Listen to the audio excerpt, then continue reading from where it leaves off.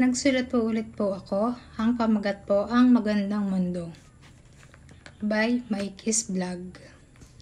Salamat inay at tatay dahil kayo ang aking naging magulang. Dahil kung wala kayo ay wala din ako dito sa aking kinatatayuan at hindi ko masisilayan ang magandang mundo.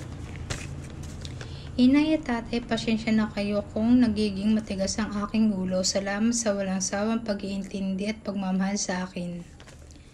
Kahit kung minsan inapagdadamugan namin kayo pag lagi kayong nautos sa amin at nasasagot pa kung minsan.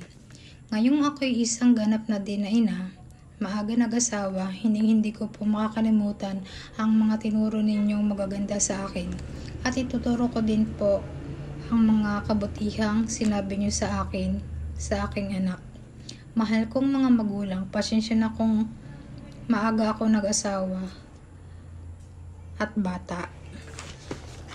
At dahil sa edad kong ito ay madami na akong nalalaman at madami na ding nalalagpasang pagsubok. At kahit papano immature na rin sa mga bagay-bagay at sa mga binabato na pagsubok na mas lalo akong nagiging matatag. Salamat inay at tatay at nakita ko at nasilayan ko ang magandang mundo. Salamat po at kayo ang aking naging magulang. Please subscribe to my channel. Thank you!